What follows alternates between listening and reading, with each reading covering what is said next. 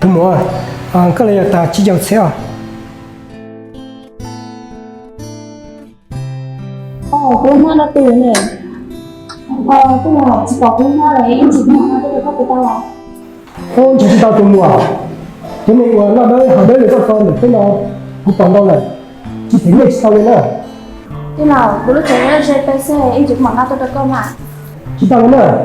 Giờ cái chính nghiệp của cái chuyên môn của cái học lúc của tao gây sự. Thế là cái cũng mà leo bác thiết đâu tôi muốn nữa này. Bố thiết tôi lấy cái gì thế nào?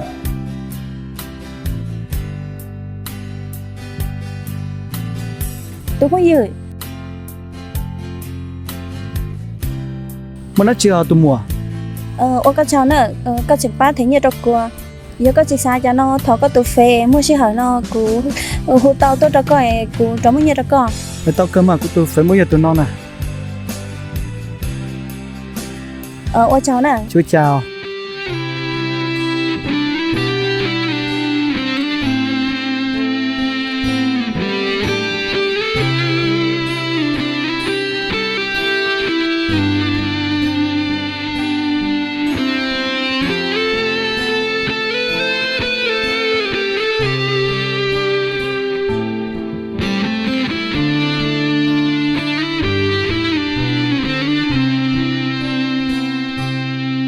Sầu xia sầu cứ lúc xia cần cầu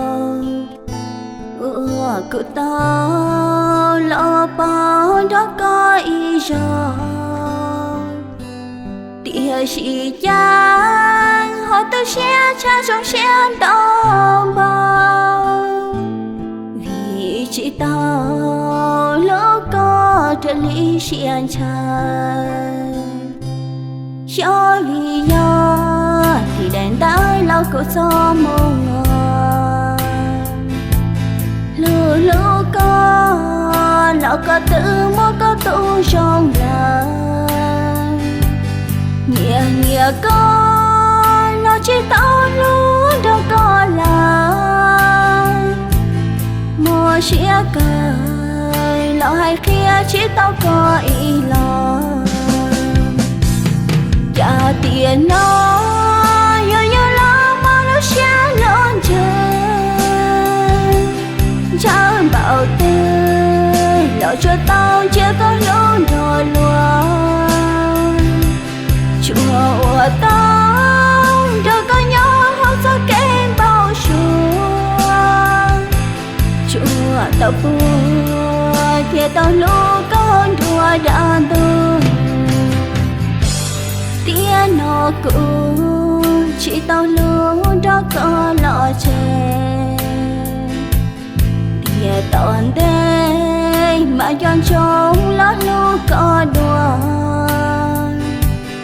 dọn trồng trái giữa chỉ mua có bông mua trâu luôn nhỏ mua đùa pha lì tia của nhỏ lưu con